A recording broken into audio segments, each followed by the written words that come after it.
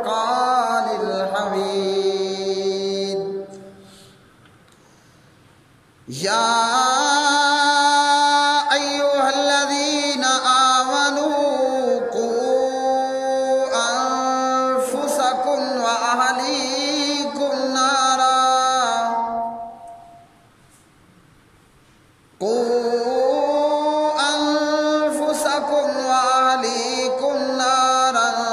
وقودها الناس والحجارة عليها ملائكة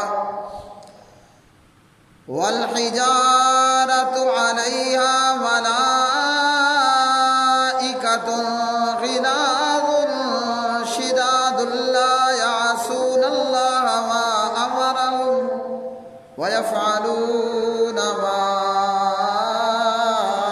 يؤمرون۔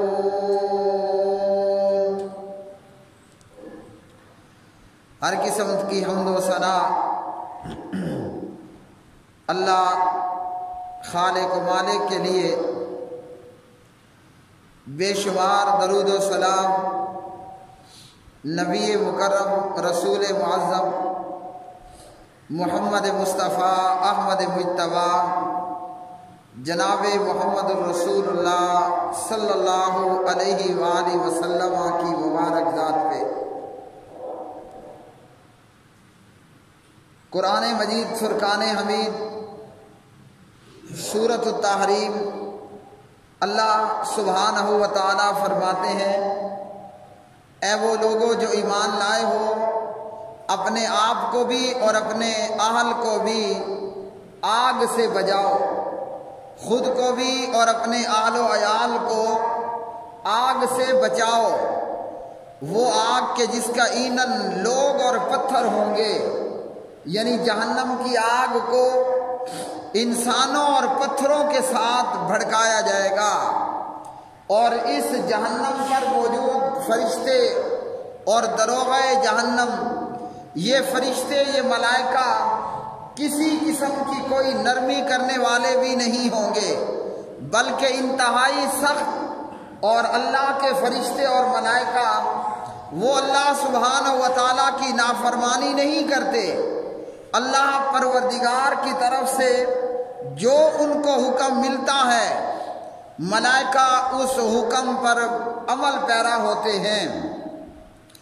پیارے نبی علیہ الصلوۃ والسلام سے جناب حضرت عمر بن خطاب رضی اللہ، جناب حضرت عبداللہ ابن عمر رضی اللہ تعالی عنہما روایت کرتے ہیں، حدیث ہے صحیح بخاری میں 2409، اور جناب ابن عمر رضی اللہ تعالی عنہ نے پیارے نبی علیہ الصلوۃ والسلام کو سنا، آپ صلی اللہ علیہ وسلم فرماتے ہیں، کلکم راع ومسئول عن رعیتہ فالامام راع وهو مسئول عن رعیتہ والرجل فی اہلہ راع وهو مسئول عن رعیتہ والمرأة فی بیت زوجها راعیۃ وہی مسئولۃ عن رعیتها والخادم فی مالی وهو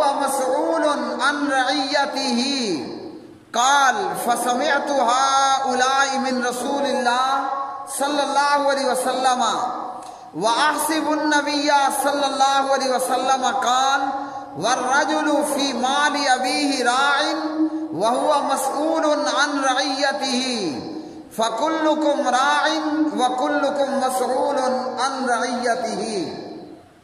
یہ پیارے نبی علیہ الصلوۃ والسلام کا فرمان، صحیح بخاری 2409 نمبر کی یہ حدیث۔ تو قرآن مجید فرقان حمید نے ہمیں یہ بتایا سورۃ التحریم پارہ نمبر 28 میں کہ اپنے آپ کو بھی اور اپنے اہل و عیال کو جہنم سے بچاؤ۔ یا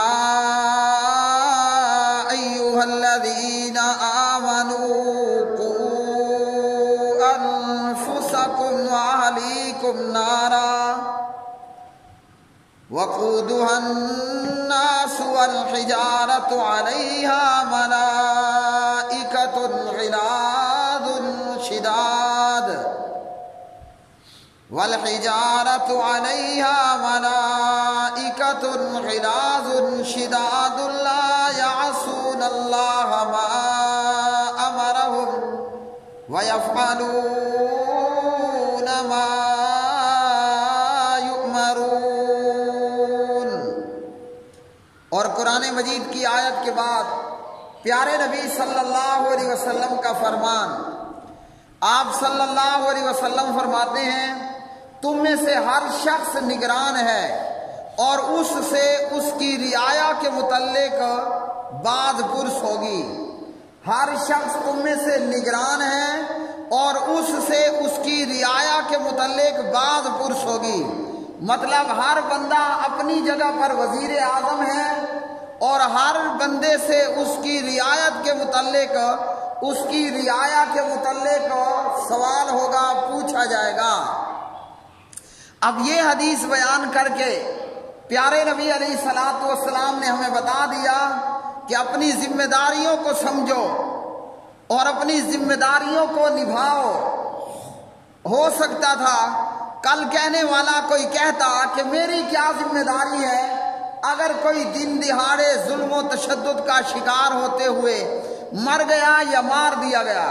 کوئی کہنے والا کہہ سکتا تھا کہ میری کیا ذمہ داری ہے کہ اگر میرے بچے اور میری بیوی بھوکھی رہی۔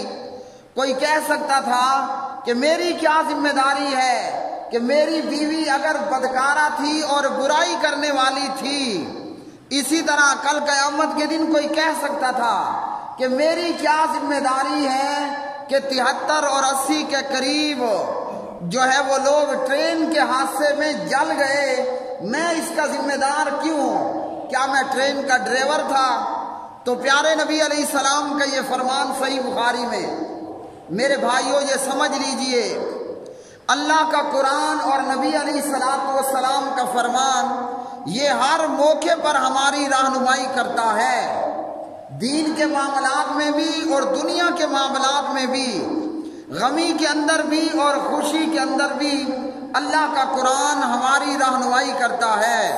تو پیارے نبی علیہ السلام نے کیا بتایا؟ ہمیں ہماری ذمہ داریوں کا احساس دلایا۔ اگر میں اس مسجد کے اندر امام ہوں اور خطیب ہوں تو میری ذمہ داری بنتی ہے، وہ صفائی ہے، ستھرائی ہے، دیکھ بھال ہے، نمازیوں کے لیے سہولت کا اور سہولیات کا بندوبست کرنا، جیسا کہ قرآن مجید فرقان حمید میں ہے۔ اللہ سبحانہ و تعالیٰ فرماتے ہیں کہ ہم نے ابراہیم کو اور جناب اسماعیل کو علیہم السلام، ہم نے ابراہیم کو اور اسماعیل کو یہ حکم دیا کہ میرا گھر بیت اللہ طواف کرنے والوں کے لیے، نماز پڑھنے والوں کے لیے اور عبادت کرنے والوں کے لیے صاف اور ستھرا کر کے رکھنا ہے۔ یعنی اللہ سبحانہ و تعالیٰ نے بیت اللہ کے متولی اور بیت اللہ کے امام اور خطیب جناب ابراہیم اور حضرت خلیل اللہ علیہ السلام کی یہ ڈیوٹی لگا دی کہ آپ نے اللہ کا گھر بیت اللہ صاف کرنا ہے اور اس کی صفائی ستھرائی کا خیال کرنا ہے۔ تو ایک مولوی سے مسجد کے متعلق سوال ہوگا، بات پرس ہوگی۔ اب یہاں بریکٹ میں اتنا سن لیجئے کہ ہر ایک بندے کو چاہیے کہ وہ اللہ کے گھر کی صفائی میں اور خدمت میں اپنا اپنا کردار اور اپنا اپنا حصہ ضرور شامل کرے، کیونکہ مساجد کی خدمت کرنا اور صفائی اور ستھرائی کا اہتمام کرنا یہ انبیاء علیہ السلام کا شیوا ہے۔ بلکہ اسی ضمن میں بتا دوں، ابراہیم اور حضرت اسماعیل علیہ السلام وہ بیت اللہ کی تعمیر کرنے والے، حضرت ابراہیم علیہ السلام وہ معمار تھے، وہ مستری تھے، بیت اللہ تعمیر کرتے رہے، اور جناب اسماعیل علیہ السلام بیت اللہ کی تعمیر میں کیا تھے؟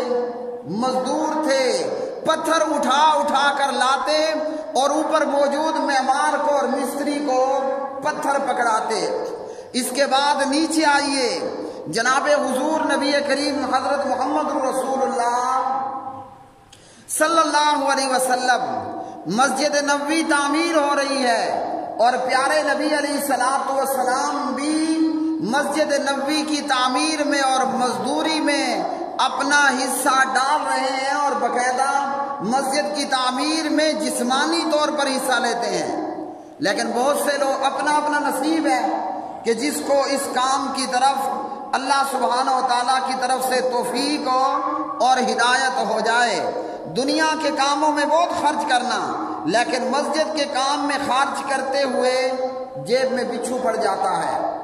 تو پیارے نبی علیہ السلام نے کیا فرمایا کہ کلکم راعٍ ومسئول عن رعیتہ، کہ تم میں سے ہر شخص نگران ہے اور اس سے اس کی رعایا کے متعلق سوال ہوگا، باز پرس ہوگی۔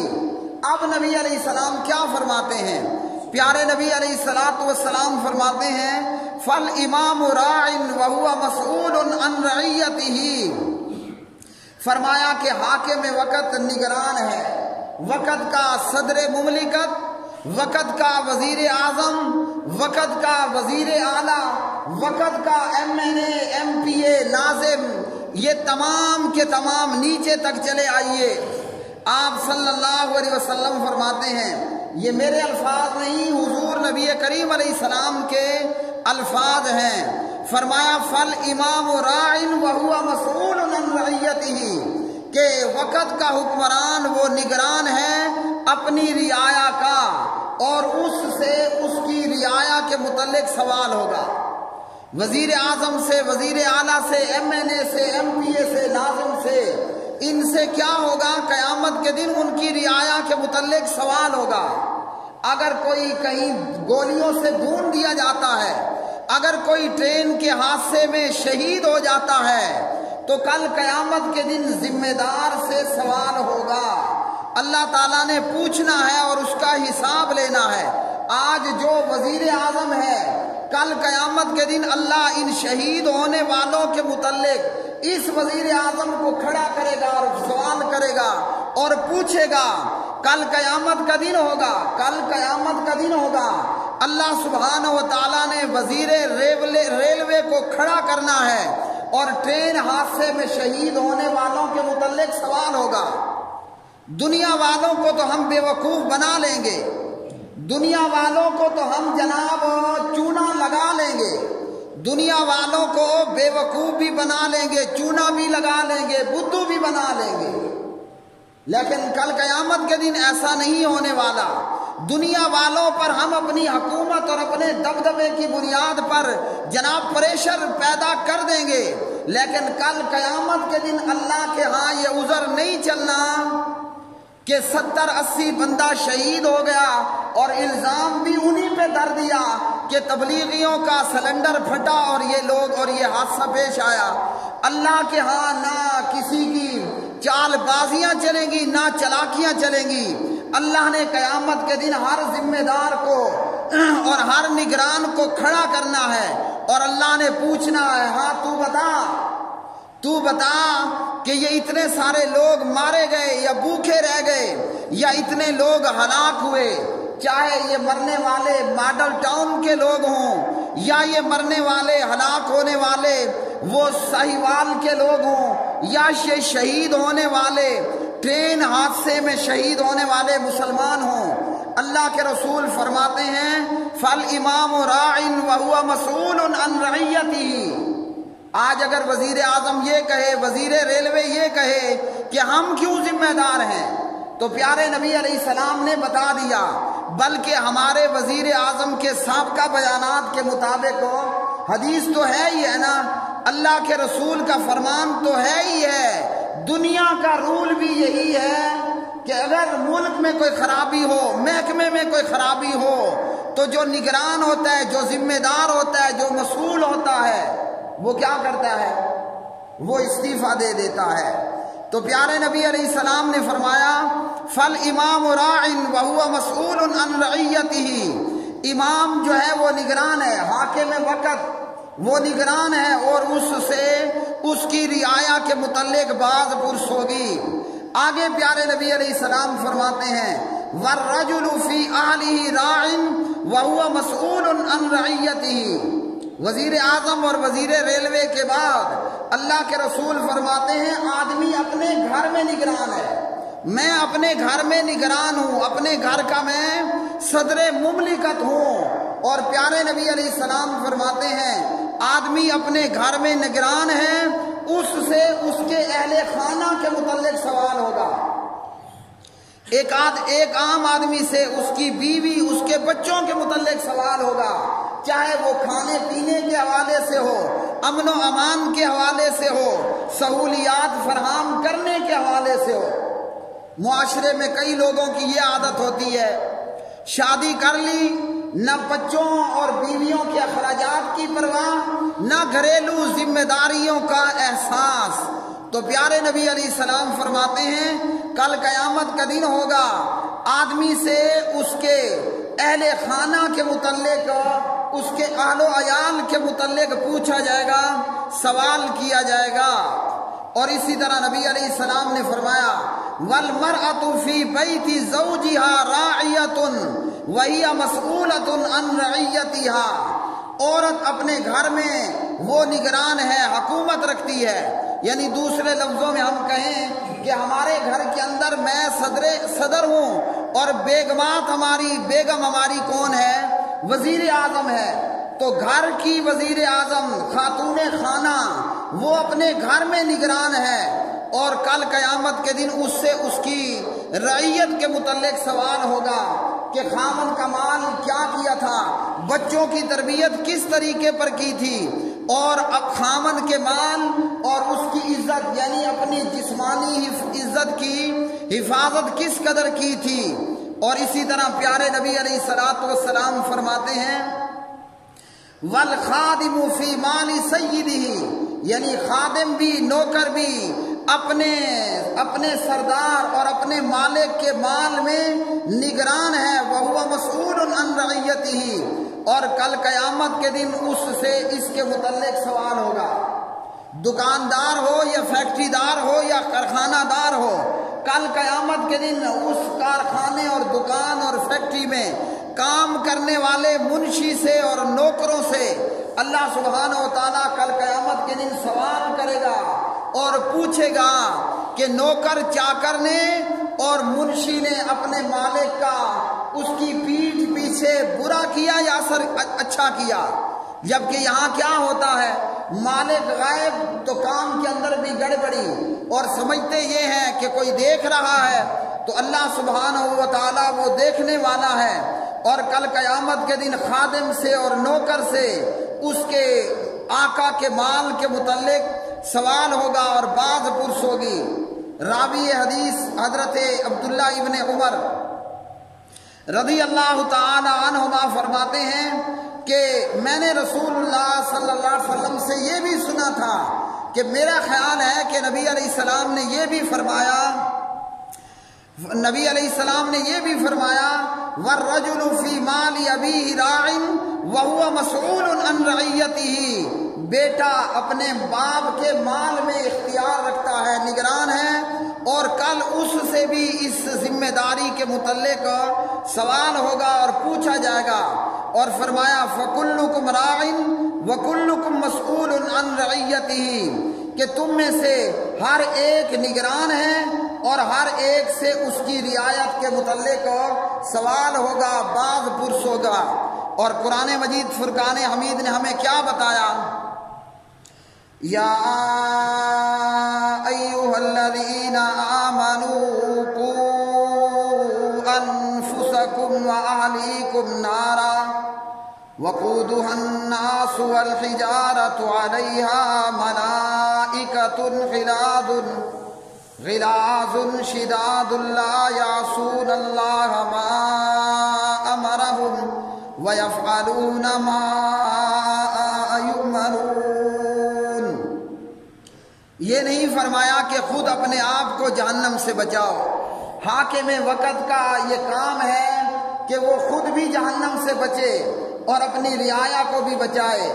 ایک عام آدمی کا یہ کام ہے کہ وہ خود بھی جہنم سے بچے اور اپنے اہل خانہ کو، اپنی فیملی کے لوگوں کو بھی جہنم سے بچائے۔ میرے پیارے بھائیوں، نبی علیہ الصلوۃ والسلام نے جو مدینہ طیبہ کی ریاست قائم کی، اس ریاست کے اندر کیا ہوتا تھا؟ حضرت عمر بن خطاب رضی اللہ تعالی عنہ مدینہ طیبہ کے حاکم ہیں، اور دنیا میں بسنے والے تمام مسلمانوں کے حاکم حضرت عمر رضی اللہ تعالی عنہ اکثر یہ کہا کرتے تھے کہ اکثروا من ذکر النار، جہنم کو، آگ کو زیادہ سے زیادہ یاد کیا کرو۔ اور یہاں یہ بھی سن لیں کہ جب کوئی جناب عمر کے سامنے جہنم کا ذکر کرتا، حضرت عمر رضی اللہ تعالی عنہ رونا شروع کر دیا کرتے تھے۔ تو حضرت عمر فرماتے ہیں کہ جہنم کو کثرت سے یاد کیا کرو، کہ فرمایا اس کی گرمی انتہائی تیز ہے اور اس کے گڑھے انتہائی گہرے ہیں، اور جہنم کے ہتھوڑے جو ہیں وہ لوہے کے ہیں۔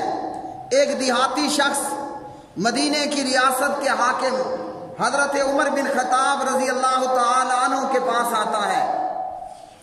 ایک دیہاتی مدینے کی ریاست کے حکمران جناب عمر بن خطاب کے پاس آتا ہے اور آ کر کہتا ہے، اے عمر، تجھے بہترین بدلہ عطا ہوگا اگر تو میری بیٹیوں اور ان کی ماؤں کو عطا کرے گا، اور میں اللہ کی قسم کھاتا ہوں کہ اے عمر، تجھے یہ کام کرنا بھی ضرور ہے۔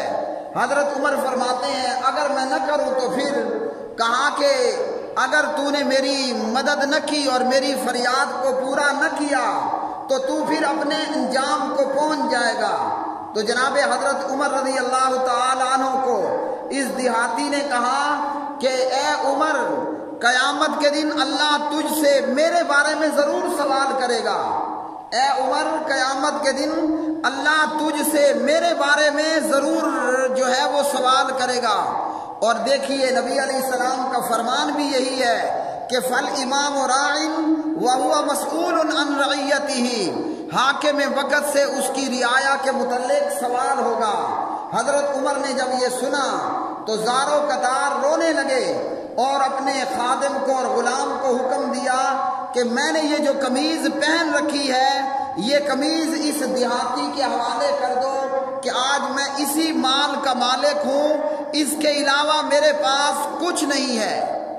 حضرت عمر رضی اللہ تعالی عنہ اپنی قمیض اتار کر دے دیتے ہیں کہ آج میں اسی کا مالک ہوں، میرے پاس اس وقت اتنا ہی مال ہے۔ اور یہ کیوں دیا؟ اس لیے کہ کل قیامت کے دن عمر سے سوال ہوگا کہ مانگنے والا آیا تھا اور اس مانگنے والے کی مانگ کو پورا نہیں کیا۔ اسی طرح حضرت عمر رضی اللہ تعالی عنہ مدینہ طیبہ کی، مدینے کی ریاست کے امام ہیں، مدینے کی ریاست کے حکمران ہیں، اور جناب عمر فرمایا کرتے تھے اگر کوئی بکری کا بچہ دریائے فرات کے کنارے وہ مر گیا تو کل قیامت کے دن عمر سے اس کے متعلق سوال ہوگا۔ کہاں مدینہ طیبہ اور کہاں جو ہے وہ ملک عراق، کہاں مدینہ طیبہ اور کہاں ملک عراق۔ حضرت عمر فرماتے ہیں کہ اگر دریائے فرات کے کنارے جو ہے وہ بکری کا بچہ مر گیا تو کل قیامت کے دن عمر سے سوال ہوگا۔ یعنی ان لوگوں کو اپنی رعایا کے متعلق اتنا فکر تھی، اور آج ایک ہمارے حکمران ہیں، ایک بکری کا بچہ نہیں مرا، بے گناہ اور معصوم لوگ مر جاتے ہیں۔ یہ مرنے والے، شہید ہونے والے، چاہے وہ ساہیوال میں ہوں یا ماڈل ٹاؤن میں ہلاک ہونے والے ہوں، یا اسی طرح دیگر لوگ، یا یہ ٹرین حادثے میں شہید ہونے والے ہوں، کہ اللہ سبحانہ و تعالیٰ ان کی شہادت کو قبول فرمائے، اور اللہ وحدہ لا شریک انہیں اس مصیبت کے بدلے قیامت میں اور آخرت میں بہترین بدلہ دے، اور اللہ تعالیٰ ہمیں اس طرح کی ناگہانی اور حادثاتی موت سے بچائے۔ تو یہاں بکری کا بچہ نہیں مر رہا، یہاں سینکڑوں اور ہزاروں کی تعداد میں آدم کے بچے مر رہے ہیں، انسان کے بچے مر رہے ہیں، مگر حکمرانوں کے کان پر جوں تک نہیں ریگتی، مکھی تک نہیں بیٹھتی یا اڑتی۔ اور مدینے کی ریاست کے امام، یہ تھا مدینہ طیبہ۔ پچھلے خطبے میں میں نے کہا مدینہ تو چھوڑ، اس ریاست کو اگر امریکہ کی ریاست بنا دیتا پھر بھی وزیر ریلوے کی سولی پکی تھی، اس کا سولی پہ لٹکایا جانا پکا تھا۔ تو جناب عمر کہتے ہیں اگر دریائے فرات کے کنارے بکری کا بچہ بھی مر گیا، یعنی بھوک کے مارے مر گیا، تو میں ڈرتا ہوں کہ کل قیامت کے دن مجھ سے اس کے متعلق سوال ہوگا۔ اور اسی طرح جناب حضرت عمر رضی اللہ تعالی عنہ مدینے کی ریاست میں، آخری بات، مدینے کی ریاست کیا ہوتی ہے؟ حضرت عمر مکہ مکرمہ آئے، دیکھا کہ پانی کے حوض پر مرد اور عورتیں اکٹھے وضو کر رہے ہیں۔ حضرت عمر نے ان کو کوڑے مارے اور کہا کہ علیحدہ علیحدہ جگہوں پر وضو کرو۔ اور اسی طرح حضرت عمر بن خطاب رضی اللہ تعالی عنہ اپنے دور حکومت میں مدینے کی ریاست کے امام ہیں۔ حضرت عمر عورتوں کا مسجد جانا ناپسند کرتے تھے، لیکن روک نہیں سکتے تھے، کیونکہ بخاری مسلم میں نبی علیہ السلام کا فرمان ہے لا تمنعوا اماء اللہ مساجد اللہ، اللہ کی بندیوں کو مسجدوں میں جانے سے مت روکو۔ عورت پردے میں ہو، خوشبو نہ لگائی ہو، وہ مسجد آ کر نماز پڑھنا چاہے پڑھ سکتی ہے اجازت لے کر۔ تو مکہ مکرمہ ہے، کون سی جگہ؟ بیت اللہ، اللہ کا گھر ہے۔ ایک پانی کے حوض پر مرد عورت اکٹھے وضو کر رہے ہیں۔ حضرت عمر انہیں کوڑے مار کے علیحدہ کرتا ہے کہ علیحدہ علیحدہ جگہوں پر وضو کرو۔ اور ایک یہ مدینے کی ریاست ہے، یہاں بیت اللہ نہیں ہے، ایک یہ مدینے کی ریاست ہے پاکستان، یہاں وضو نہیں ہو رہا، مرد عورت کا اکٹھا ڈانس ہو رہا ہے۔ یہ مدینہ ہے، نعوذ باللہ کہ یہ یثرب ہے، بیماریوں اور مصیبتوں کا گھر۔ تو حضرت عمر بیت اللہ میں، مکہ میں عورتوں کو ایک حوض پر اکٹھے وضو نہ کرنے دے، اور ہم عورتوں کو اکٹھا ایک جگہ ناچ کروائیں۔ کھلا تضاد ہے کہ نہیں؟ وآخر دعوانا ان الحمدللہ رب العالمین۔